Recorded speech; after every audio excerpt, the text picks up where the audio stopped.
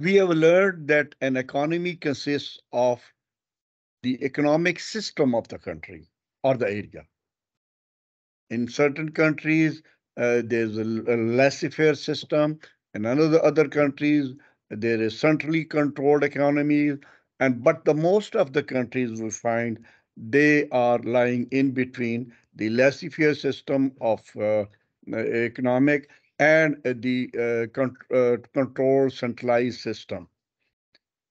So, what is happening in all these systems? Something which is common is that there are four factors of production. They come together, and the production process starts. People involved in that production process, the income is generated, and that income, when calculated in money terms, we call it a gross national product or gross domestic product. From whichever angle we see it, accordingly, they are either gross national product or gross domestic product. If we account for the international scene or the export import, international trade, it is gross national product. And if we just take care of the money value of the economic activities which is going on in the country, ignoring the international sector, that is gross domestic product. Anyway, whichever system we adopt, the basic things remain the same. That labor plays its role, land plays its roles, capital plays its role, and it is all controlled by entrepreneur. By land, we do not only mean the land part of it, it means all the natural resources. By labor, it doesn't mean on those who work manually, it means all the persons, able-bodied persons who are employed in different cadres, from manual up to skilled workers, the skilled, semi-skilled, unskilled, all sorts of workers involved in that process, and then capital resources. That is the machinery part that is there for reproduction of the whole process. So these all resources are generated toward the same purpose, and the purpose is that the economic activities goes on, and in this process, things are being produced, things are being traded, things are being distributed, and ultimately things are being consumed. These things are not only in concrete commodities, but all goods and services produced in a place, in a country, within a specified period. That shows the economic activity of that country. And this is how different economies keep on working. Now, as we have just mentioned, that different economic forces are in play. So, economics, the subject of economics, is the study of how a society uses scarce resources to produce and distribute goods and services. Now, the resources are limited, the wants are unlimited, and the race goes on between the wants and the available resources. The priorities are set. These resources are diverted toward the top priority section, and the economic process goes on. And this process, which we study, that is the subject matter of economics. So, an economic system is the method used by a society to produce and distribute goods and services by utilizing factors of production, which I just mentioned. The economy is an indicator of development. So, the activity which is going on, And this activity obviously is sustained over a long period of time. A good economy ensures better chances of survival and development of a state. If we understand the cycle and system in economics, we better understand how to manage our money and society. Now, this economic process, which is going on in different parts of the country, they have their own indigenous factors which are responsible, and there are other factors internationally which are interacting because the world has shrunk into a global village now. So both internal factors and external factors are interacting, and the economic activities is going on. In certain areas, this economic activities picked up momentum long ago. About those countries which are now being considered as developed countries, they started off this process much before than those who have lagged behind. Now they have reached at a stage what we call sustained economic growth is going on there. However, the countries which we call them third world countries or developing countries, somehow due to some reasons particular to each area, we find that they lagged behind. They could not pick up the momentum because of their own domestic reason, their own constraints, their own factors. There are multiple factors which affect, as I said, in the economic process. So we find them lagging behind and still dragging the feet. Now, development of a country, as we say, is development, economic development, include different programs, policies, activities that seek to improve the economic well-being and quality of life for a community. Economic development includes initiatives that improve infrastructure, enhance our education system, better our public safety, improve our parks, and foster endless ways to incentivize and attract new businesses and jobs.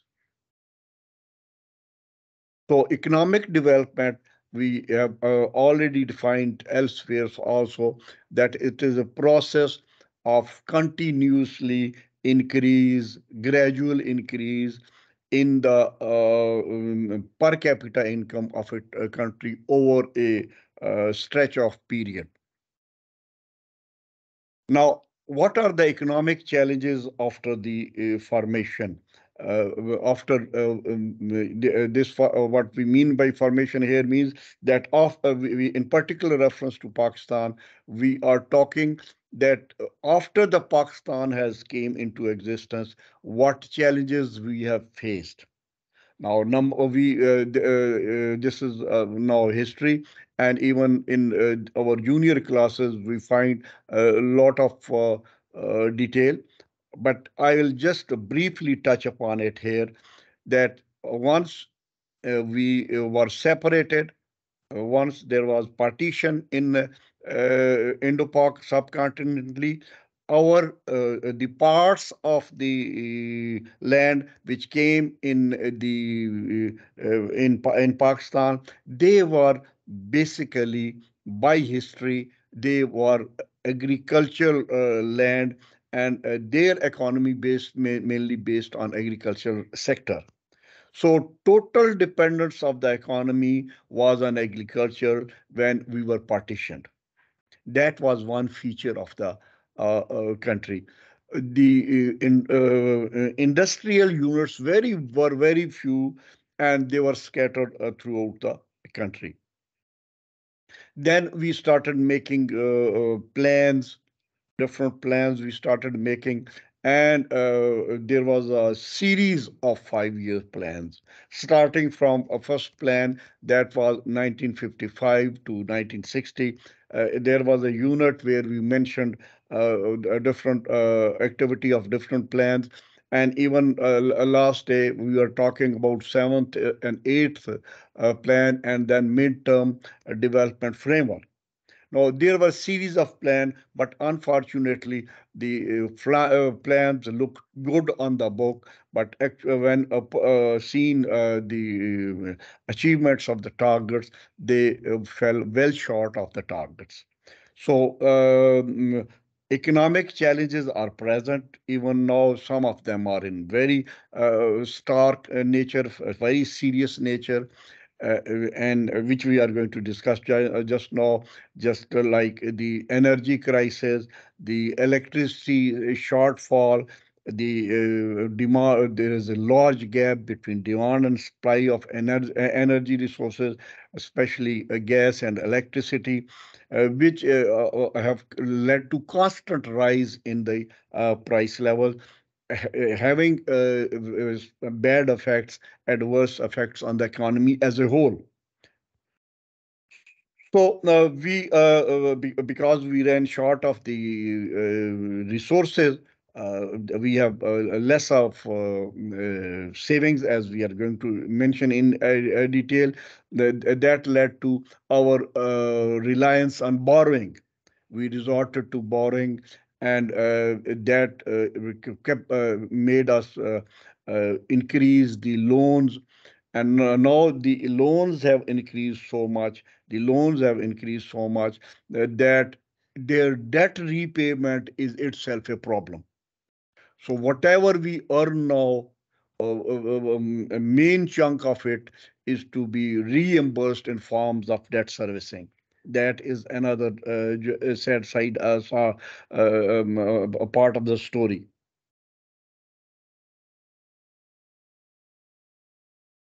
Acha. So our taxation system is obsolete.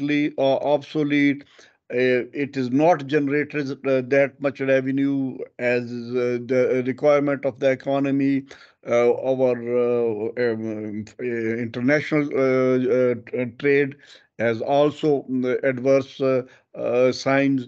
There's a serious balance of payment problem, export being too less as compared to the import. That gap has led to pressures on the foreign exchange. The foreign exchange are depleting. The value of the currency is going down very sharply, and we are faced with serious economic challenges at present. Now, some of the salient features of our economy uh, is that despite all this adverse condition, the economy of the of Pakistan is the 26th largest in the world in terms of purchasing power party, and 44th largest in terms of GDP. So that is the colossal size of the economy. In 1947, when we got independence, Pakistan had only 3 crore population, only 30 million people with per capita income of about $100. Then agriculture accounted for almost 50% of economic output. As I said, we were agriculturally dominated economy with hardly any manufacturing, as all the industries were located in India. I mentioned that. Therefore, it was unable to feed 3 crore people and was dependent on imports from USA. That was a sad sort of story, that despite being agriculture dominated, still we had to request US aid programs to feed us with wheat, etc. From there upon, Pakistan has come a long way. Our per capita income is now 2008.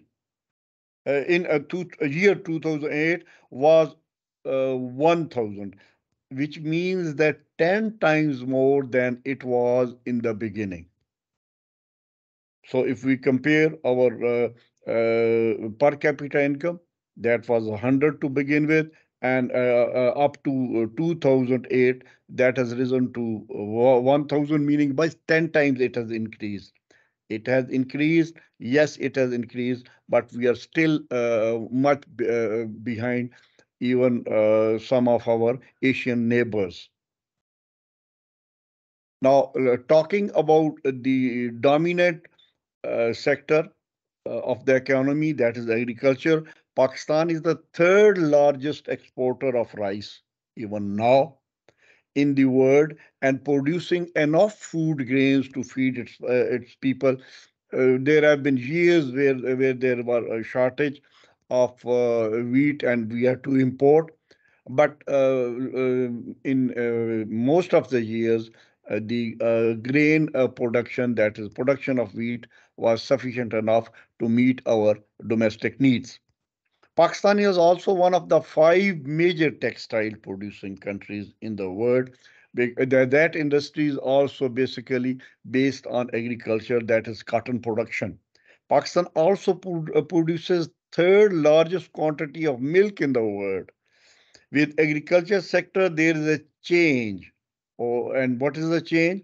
Major crops are only 36% of agricultural value added, and 14% are minor crops and subsectors like fisheries, orchards, fruits, and vegetables.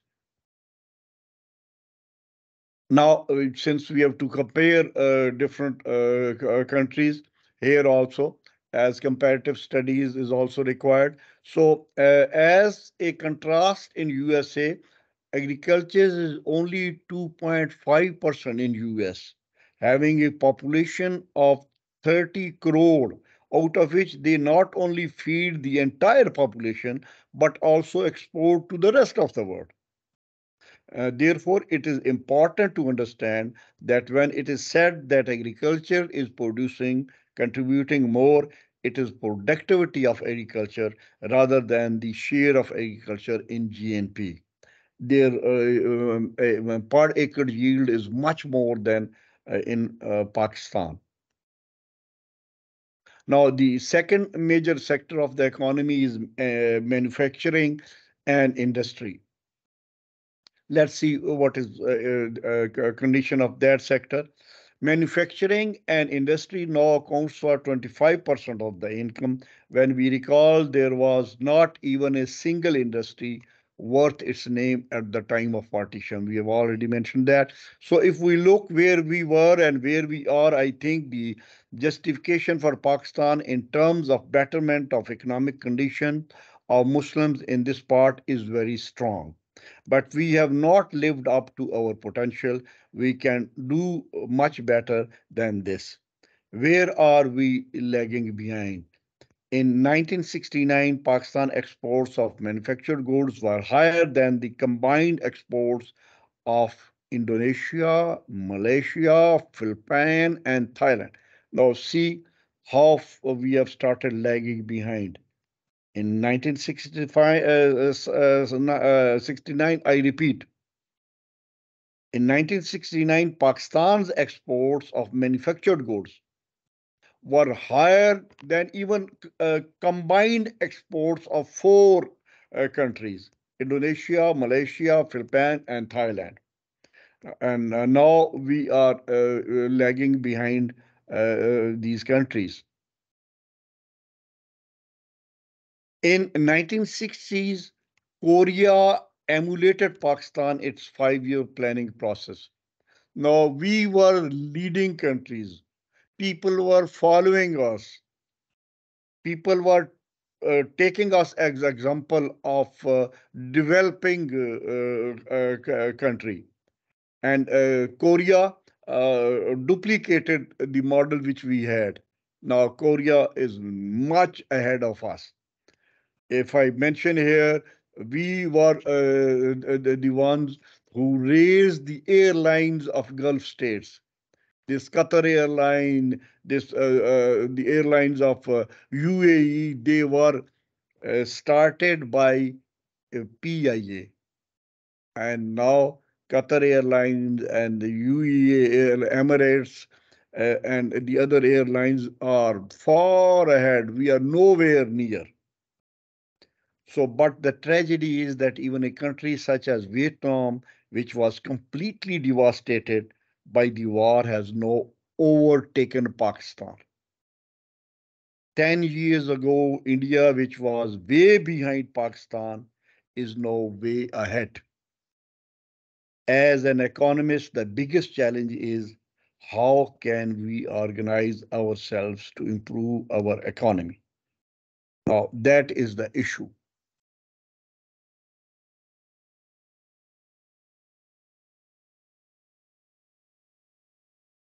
Now, in time to come, since this is the last unit and this is the last session of the code 6568, so I will try to sum up all the discussion which we have been doing throughout these 6 days. Now, what are the challenges Pakistan development is facing? अभी आप देखें कि हम चूंकि आज ये छठा दिन है और 9 यूनिट्स हम डिस्कस कर चुके हैं सेकंड इसके वॉल्यूम के डेवलपमेंट एजुकेशन के जो 6568 है और 9 यूनिट हम ख़त्म कर चुके हैं 6567 के तो अभी हम पाकिस्तान की डेवलपमेंट के हवाले से कुछ अहम बातें करने जा रहे हैं और मैं अपने जो डिस्कशन को समेटने जा रहा हूँ इस एक सेशन में जो अभी 1.5 घंटा हमारा बाकी है अब पाकिस्तान को मेन जो चैलेंजेस है डेवलपमेंट में वो क्या हम फेस कर रहे हैं मेरे हिसाब से कम ये 6-7 मेन प्रॉब्लम्स हैं जो पाकिस्तान में एक डेवलपमेंट के हवाले से फेस किए जा रहे हैं पहला we import more and export less detail में आगे मैं हर एक प्रॉब्लम के ऊपर डिटेल में डिस्कस भी करूंगा और फिर साथ जिस हद तक पॉसिबल हुआ सोल्यूशन भी सजेस्ट करूंगा so we import more and export less. This is first major challenge. और यहाँ पे मैं इतना सिर्फ आपको हाईलाइट करने के हवाले से इतना बता दूं कि आजकल पाकिस्तान में यही सबसे बड़ा हमें मुश्किल पेश आई हुई है कि इंपोर्ट्स हमारी जो है वो बहुत ज़्यादा हैं बल्कि जहाज़ आके लंगर अंदाज हुए हुए कराची में और हमें पास डॉलर नहीं है कि उनको कंटेनरों को छुड़वा लें और जो हमारे रिजर्वायर हैं वो डिप्लीट होके बहुत थोड़े रह गए हैं हजारों अरब डॉलर हैं इंडिया के और हमारे सिर्फ चंद अरब डॉलर हैं रह गए ये हमारा इस और उसकी वजह से हो क्या रहा है उसकी वजह से हमारी इंडस्ट्रीज बंद हो रही हैं उसकी वजह से हमारी कीमतें चढ़ रही हैं और हमारी डॉलर मुसलसल नीचे से नीचे डॉलर के साथ जो पैरिटी है वो नीचे से नीचे चली जा रही है फिर दूसरा बड़ा चैलेंज है जो हम डिस्कस करने जा रहे हैं वो है we consume more and save less हम जैसे किसी इंडिविजुअल को भी जो है वो ऐसे ही करना चाहिए कि उसको अपनी जो इनकम है उसका कुछ हिस्सा सेव करना चाहिए ताकि वो उसको इन्वेस्ट करके अपनी इनकम को बढ़ा सके नेशंस का तो ये इंतहाई ज़रूरी है कि उनकी सेविंग्स इतने जो है ना एक ख़ास मिकदार से कम नहीं होनी चाहिए वरना उनका रेट ऑफ इकोनॉमिक डेवलपमेंट वो सफ़र करता है और वो रेट ऑफ ग्रोथ नहीं होता जो होना चाहिए फिर तीसरा मसला ये है our government spends more than it earns at revenue हमारी हुकूमत के अखराजात ज़्यादा हैं और वो उसकी आमदन जो है आमदन क्या होती है अखराजात क्या होती है मैं हम आगे डिस्कस करने जा रहा हूँ फिर चौथा जो इशू है वो है our share in the world trade is shrinking दुनिया में जो हमारा